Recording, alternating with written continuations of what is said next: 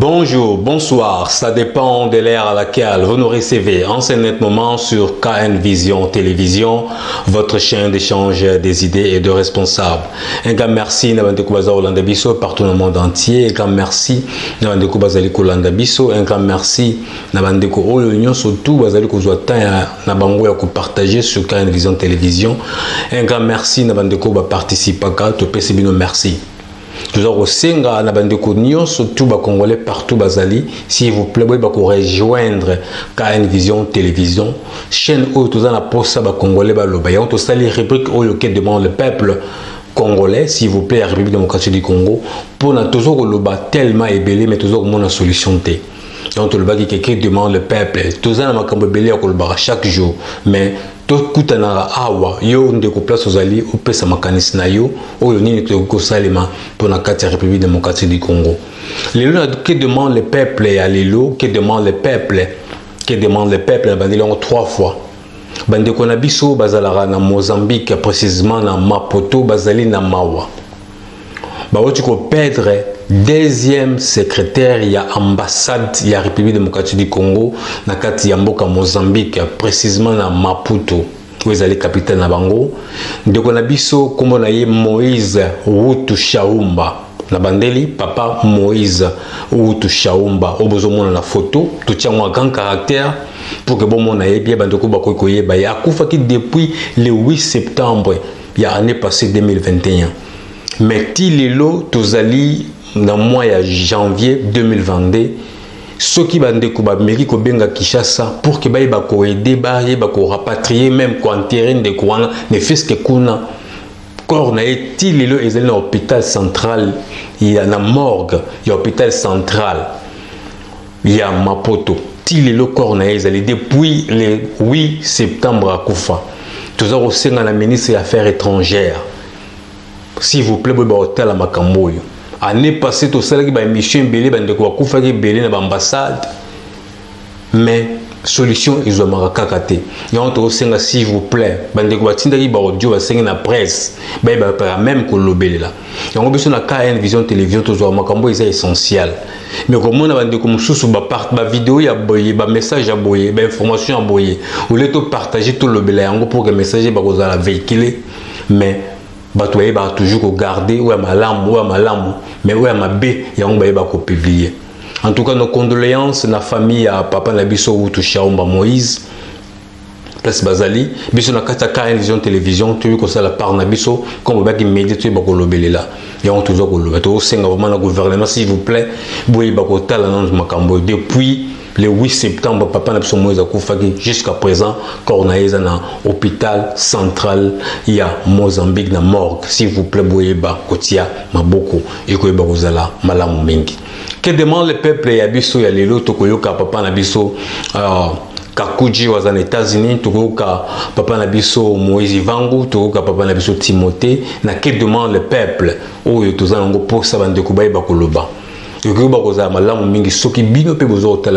Participer en tout cas nzambe akoyeba ko partager les sous o ya bombaka pona ye et pas inabino tout quand nous demande le peuple ya papa nabiso Timo et pardon s'il vous plaît à papa nabiso Kakuji na États-Unis ce qui est à Lobini. Bonjour Kelly, bonjour KN Vision Télévision et bonjour à tous. Bonjour. Bonjour à papa Timothée, bonjour au camarade Vango, bonjour au camarade Alpha. Papa Timothée, selon les informations recueillies, Minembwe n'est plus sous le contrôle de la RDC, mais sous le protectorat des Nations Unies, donc de la MONUSCO, des anglo-saxons. Comme le Swaziland et le Lesotho en Afrique du Sud, nous avons maintenant un Tutsiland au Congo-Kinshasa. Un Tutsiland créé par la bénédiction du roi Chilombo et son union sacrée. Chilombo avait dit tout haut à Londres que les Banyamulenge sont des Congolais. Voilà, maintenant c'est devenu une réalité. Vous savez, on dit souvent, quand vous placez les gens dans des postes de responsabilité, il faut les former. Alors, pour la vérification, je j'aimerais à ce que le gouvernement dépêche illico presto des journalistes s'il est lié pour vérifier la véracité de cette information. Sinon, il faudra que la Cour constitutionnelle s'en saisisse, puisque ce dossier concerne l'intégrité territoriale. Très bien. L'autre fois, M. Alain Foucault de RFI, que tout le monde connaît, avait fait un reportage avec vidéo à l'appui sur les exploitations illicites de nos minerais à l'Est par les grands de ce monde, donc par les anglo-saxons. Mais il était sérieusement critiqué par les journalistes congolais, qui se disent des journalistes d'investigation. Sur ce, j'invite Madame Odia Élisée de Top Congo d'aller à Minembwe et à Muliro, vers Kalemi, puisque nous voulons avoir la lumière sur les deux régions. Sur les deux régions qui se trouvent sur le lac Tanganyika. Muliro est toujours occupé par les Zambiens. Ok. Et pourtant, c'est un territoire congolais. Alors, Madame Odia avait fortement stigmatisé les enquêtes de M. Foucault. Il faut qu'il descende là sur place pour nous donner la lumière sur l'occupation de ces deux territoires par des sujets qui viennent de l'extérieur, donc du Rwanda et de la Zambie. Voilà. Maintenant, je vais parler sur un autre sujet. Ok. Je vais parler sur un autre sujet. Vous savez pourquoi est-ce que les Kassaïens quittent leur État? Puisque là, il y avait un État créé par M. Kalonji, l'État du Kasaï. Et vous savez pourquoi est-ce que les Kassaïens quittent leur État pour le Katanga et pour Kinshasa? Savez-vous pourquoi l'État du Kasaï n'est pas développé? Contrairement à ce qu'avait dit le président de la République, un évêque, Monseigneur Léonard Kassanda, vient d'ouvrir la boîte de Pandore. Il vient de dévoiler les grands secrets que les Congolais ne savent pas. C'est à cause de la sorcellerie qu'ils quittent leur région, donc Kindoki. L'évêque a écrit un livre aux éditions L'Harmattan sur la sorcellerie chez eux dans les Kasaï. Il a dit que la sorcellerie, c'est la sorcellerie qui fait fuir les gens du Kasaï de leur état. Et que c'est cela qui constitue le facteur du non-développement. Et il a dit vrai, ça se justifie. J'ai beaucoup d'amis Kassaïens vivant avec moi ici aux États-Unis qui n'ont jamais foulé les pieds chez eux. Depuis qu'ils sont venus ici, une quarantaine d'années, trentaine d'années, mais ils ne vont jamais chez eux. Alors on se posait beaucoup de questions. Vous savez, dans nos habitudes et nos coutumes bantoues, quand vous perdez des membres de famille, quand vos parents meurent, par exemple, vous devez aller participer aux funérailles. Très bien. Mais les amis ne vont jamais. Ils ne vont jamais chez eux. Alors, l'autre fois, on se demandait pourquoi on ne savait pas. Alors, on pensait peut-être qu'ils fouillaient la faim et la misère. Non, il y a le fléau de la sorcellerie qui fouille chez eux. L'autre fois, Chilombo s'était permis d'appeler les Katangais des sorciers. Et pourtant, c'est très bien que chez lui, que presque tout le monde est anthropophage. Anthropophage, bien sûr. Les Bakétés, les cannibales, ils sont des mangeurs d'hommes.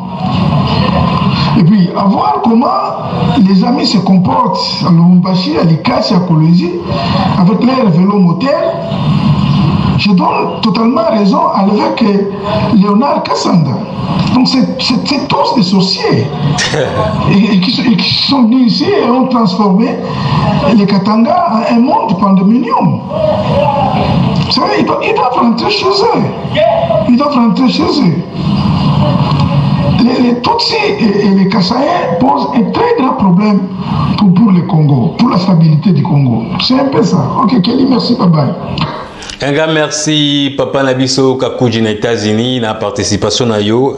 Un grand merci na bandeko bozwi temps ya koyoka Papa Nabiso Kakuji na qui demande le peuple au alelo. Toyoka sko qui demande le peuple, il y a Papa Nabiso Timothée la Suède. Bonjour, bonjour, bonjour Papa Kelly. Bonjour, bonjour, bonsoir. Baladinho sur télévision. Il y a solo vraiment au monde. Ceux qui sont congolais, tu vas prendre conscience. Yeah. Na bolingo, na kanisa Congo. Un jour, même Bamindele wana bayaki pa na biso. Bakomona biso pena bato moko na ya valeur. Ok. Que demande le peuple, Papa Kelly? Oui, le peuple Alimaka, tout d'abord, les dirigeants, Batali Senzela Moussala. Ok. Bana Batanga Bakilasi. Ok. Hôpital Ezala ya Malam. Ok. Social Ezala Malam. Ok. Tata Oyo Marambazo Loba, Azokosate Eza Solo. Même biso awa toujours se combattre biso na biso. Ok. Papa Kakuji aza frère na lingi mingi. Ok. Mais aïe ba rappelle que l'union fait la force. Ok. Ce n'est pas la division, ce n'est pas au sein du fédéralisme que nous y a monde bon saramboka. Non, non. C'est l'exemple belé tambouli mais qu'il est belé. Or biso bato tozana bamboka oyo il faut vraiment to jwa bizali de mboka oyo. Un mundele net na Suède a tozali. Un mundele asalaka. Vraiment a été que non azalana komila kisa. Vraiment est simple mais tala na continuer. Aucun moins. Alors, c'est là où on a que tant il y a beaucoup ça, à ticket de héritage, à ticket de richesse, à ticket de compte, à ticket de maman. À des fois, on se souvient de la terre, on a mon à ticket de mon boc. Vous savez, mais biso ya ngote, biso to lingi. Donc, yo bandi maka yo kaka yo muto joa kaka yo muto sa riche.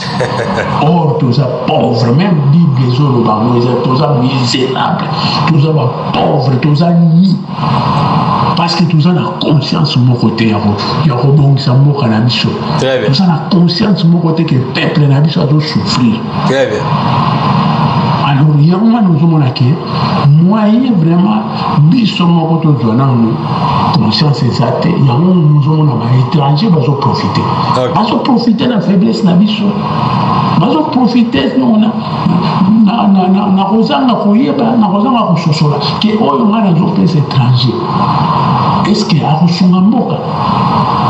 Talisanga étranger nini bashino wana bajua mbongo basi basali tanzania na konti na bango nzerani mais bazokende kotonga kaka na mboka na bango ndenge frère alobi yango na moni ke biso ba congolais il faut changer mentalité. Ok.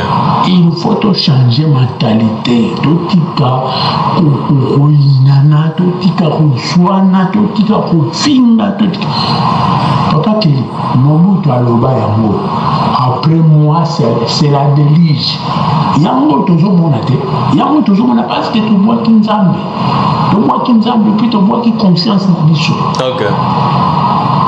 Yango wana moni nazaki nango mpona partager nalo nazotindelo bavideo oyo mpo omonaka na monde bato batambolaka na communion bazaka na division te biso tolingi ozala na mbongo ozala na basi 5 olingi ozala na mbongo ozala na bandako 14 olingi ozala na mbongo mpo odominaka baninga mbongo wana mpe ozozwa eza mpona bible ezoloba ngo il faut servir mpona bamosusu il faut servir mpona bamosusu kolinga te ose servir yo moko jésus akabaki nzoto mpona bato nyonso mpona mokili mobimba biso tolingi kolanda exemple wana te yango kaka partage nalaki nango na partager pour mon lelo. Merci Nzamba Pambolo Kelly.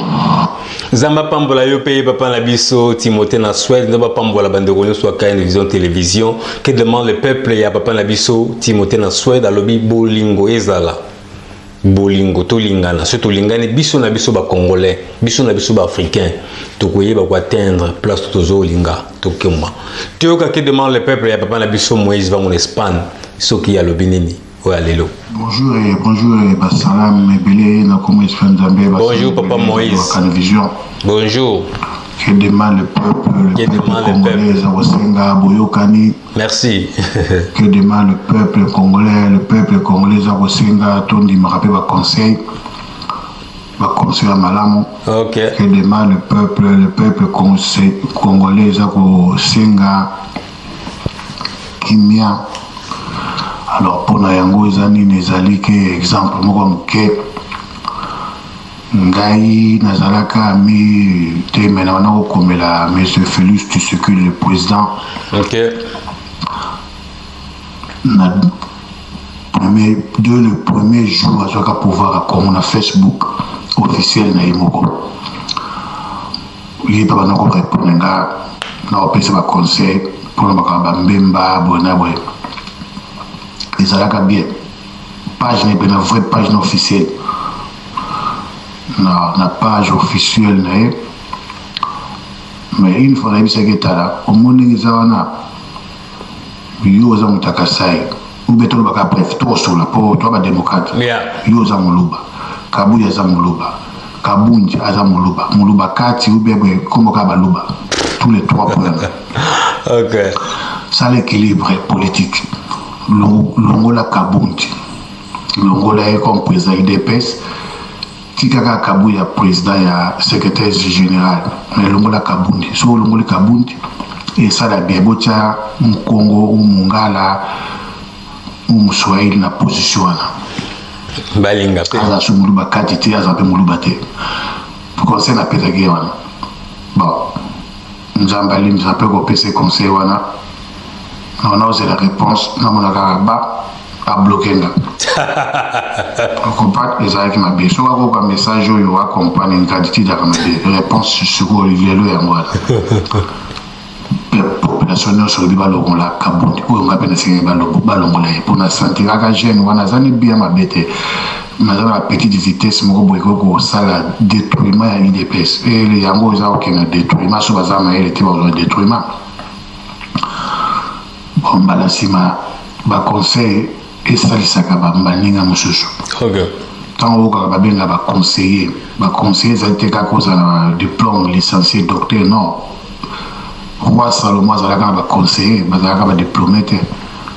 Yeah. Ba tout ba bota makana sagesse ba nda ba conseiller na bango. Ya ba domo ko benzama pesa na bato. Très bien. Au sentir au ko ya lobna tongo. Grâce à des to sentir Kagame tanga du pouvoir to bien oya ko ça Congo 4 ou 5 après il y a moto monaki nzamba témoin naloba Kagame yo ndina moni dia sali coup de toyo na eba ko dieti na talika na photo na oya ko ça kama Congo Kabun na talibu na bia Félix Longolé awa sala m'embouteillage na IDPS ni mabo mais ba kam mingi to ba conseil que de le Congo que de le Congolais. Qui demande le peuple. Mais dans ma salle, ça pour conseil ça. Bon, côté monsieur na bandi qui demande le peuple ça aussi en gamme ça la protection tout le monde bat na beni baza ko boye état de siège. Bon, faute na bangote. Faute na bangote plus baza ko mona il fallait l'état na biso ça ba système moko boye espionnage. OK. Donc, bah, créer, il était même il y a 1000 personnes, mais bah, ça va civil, bah, c'est mélangé dans la population, bah, béniwana. Donc, bah, ça va ndako, mais bah, ça va gêner, on a 1000, bah, ou tata, bah, partout, il y a 4 coins à Congo. C'est que bah, ça l'infiltration. Ou bah, il y a armée, bah, ça est spécialisé pour nous, quand on a terroriste. Mais ils ont armé ils ont la ténité pour tenir chose la ténité pour y car ennemi ça est on a soldat. Très bien. Ils ont la formé base la tenue civile. OK. De base la alerté base la armée moko boya la tenue civile. et la peuple wana et ko vanda ta 2000 hommes na kata ba beni wana. OK. Donc en plus armée na biso faut ça la stratégie makasi. Tout le monde va dire là Kivu mususu bandira ya ka bien te gouverneur à nord qui se fait Sidi Kivu a juste ceux qui 15 000 ceux qui 1500 litres sans sa piste na badan ke bon zandela. Ba tracteur. Bandira tout le monde banda kala se beba banda kala ba bon sarate. Do bana ko se kaka gouvernement central bon se la bango et pourtant bazoka ba impôt ya ba mine ya ba coltan ba gouverneur wana. OK. Congo est mususu ba ventre ba rebelle na donc mususu un individu ba ko sala salango ko bon sambo ya ka te l'état fa ko bon sala bino mboka to pesa idée ba mabele argile mo stratégie ya vie to to liya ka mutuka to na o mindele ba ye ba chinois ba ye mais biso to kene ko sa ba chinois mu colonie to ko sa mindele mu colonie nga kuna basona ki président Congo na osala stratégie mo boye chaque pays africain na otonga immeuble moko boye il y a 10 étages na kata immeuble ngo na otia ba culture africaine ba culture congolaise na kata immeuble ngo na otia ba supermarché ya minene ila kwa mali Congo na otia na chaque pays africain. C'est ça et les la potence congolaise mais na coulisses. Sans après, Congo comme potence pour nous dans chaque pays africain. Je pense que au Soudan du Sud, nous sommes alliés à Congo. Nous avons investi ma casse dans le Soudan du Sud. Donc jusqu'au moment où on se sentit comme les Congolais. Il y a les politiques pour les Soudanais du Sud, ma casse même dans l'armée, les jeunes noirs. Donc nous avons dit que Rwanda, Burundi, ou Sud Soudan, a comme le Congo, mais il y a la démocratie. OK. Donc nous avons tonga ko investir makamusu na Sud Soudan banda kamine ba magasin ba supermarché ba hôpital ba building ba train en même temps na ko investir na Congo. La stratégie na sikoyo ngana bulango Sud Soudan pour ceux qui savent na Sud Soudan ba kozala reconnaissant. C'est un peuple géant, un peuple en Sud Soudan. Basi de Soudanais wana. OK. Donc barozaki soka botungu du Congo bango frapper bino vraiment le Congo répondre. Il y a des stratégies comme ça va payer plus potence mondiale. Donc ce qu'il faut c'est la vision on a koloba nga comme livre mon nene penanete Hitler comme un livre Mein Kampf nga comme livre Sugoyo Mein Congo. Un grand merci, papa Moïse Bangola, Espagne, livre na yo, papa Moïse Rosa nango, na sanga chaque fois. Tinde la biso on to ba pe ko fêter et que ba ozala malamu mingi. Un grand merci na bande ko ba oti ko landa biso, un grand merci na bande ko ba participer petit ga malamu na kati ya chaîne na biso KN Vision Télévision, s'il vous plaît, bo s'abonner et que ba ozala malamu mingi. Petit ga malamu to ko kutana prochainement na numéro msusu. Bye bye.